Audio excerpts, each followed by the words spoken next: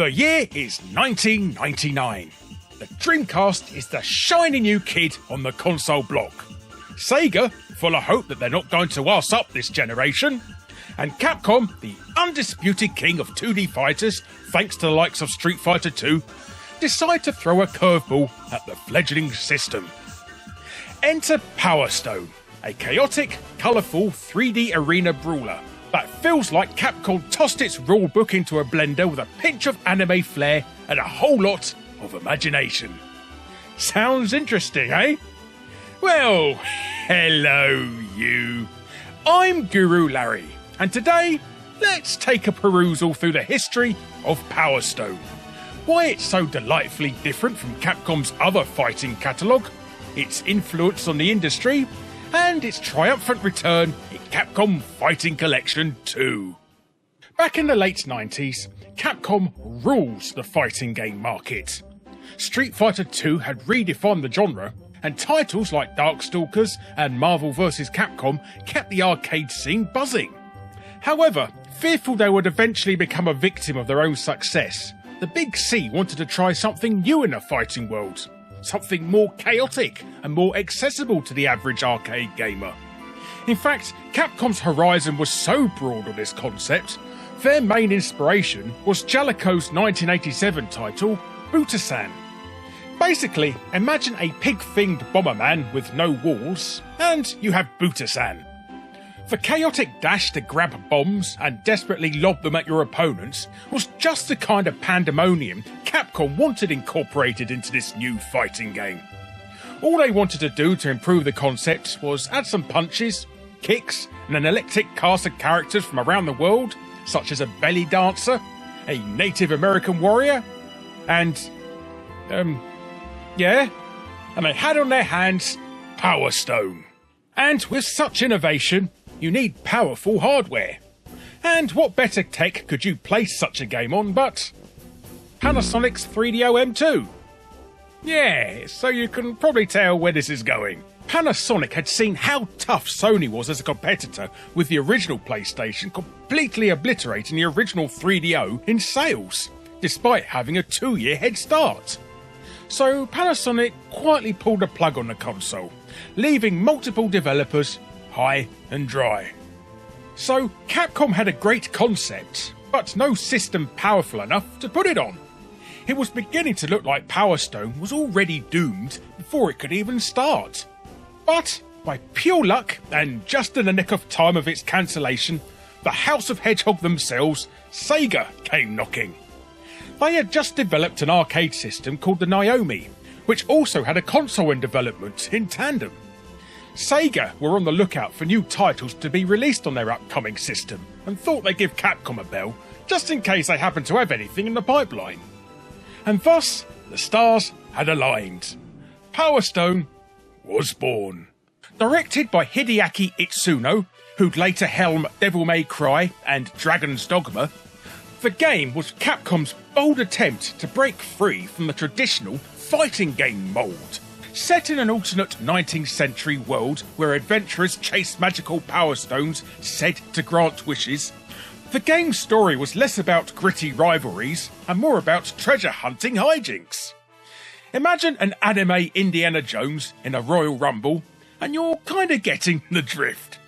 However, unlike the precise, combo-heavy mechanics of Street Fighter, Power Stone was designed to be accessible, chaotic, and fun. Itsuno and crew wanted a game where anyone could pick up a controller and start swinging. No PhD in frame data required. If Street Fighter was a disciplined martial arts dojo, Power Stone is a rowdy pub fight where someone's chucking chairs following accusations of spilling their pint. Thus, this radical departure from Capcom's 2D fighting formula made Power Stone a breath of fresh air.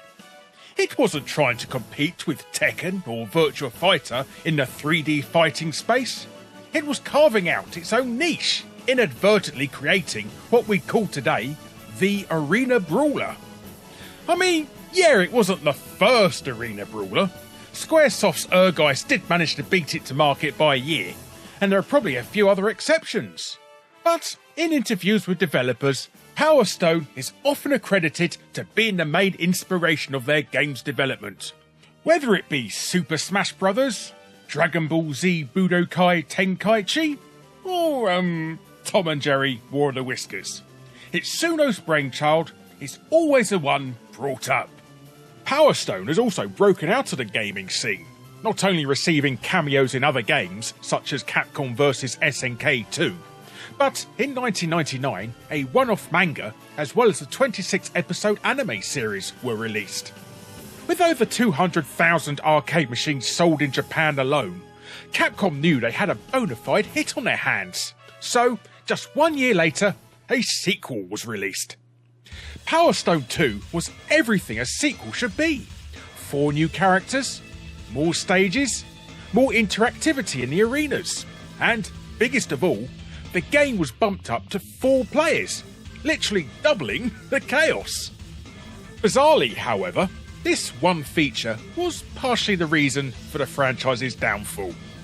Sure, the more casual players loved the insanity on screen, but in arcades, it destroyed the balance of what was originally a one-on-one fighter.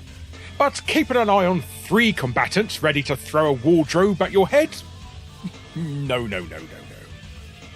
The arcade hardcore quickly switched back to the original, or just moved on completely. Combine this with the rather lackluster sales of the Sega Dreamcast itself, resulting in lower numbers of copies, and you have an unfortunate recipe for the franchise's future. And sadly, that's where the game remained. Capcom would release a compilation of the 2 games for the PSP in 2006. But other than that, Capcom remained radio silent on the series. However, in the intervening years, the gaming community discovered a newfound love for the franchise. Power Stone had started to build itself up with a cult following. For over a decade, gamers would beg Capcom to re-release the games on newer hardware. The world had moved on to online gaming, and a game such as Power Stone would be an ideal candidate.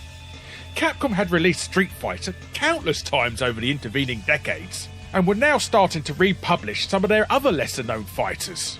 So, why not Power Stone?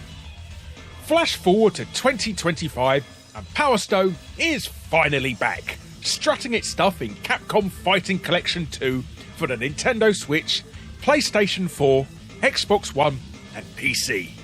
Finally containing an online mode with working rollback netcode, so no concerns about laggy matches, but now additional features such as a gallery to view all the promotional artwork and even an EX mode, so you no longer need to spend hours grinding for the secret characters within the game.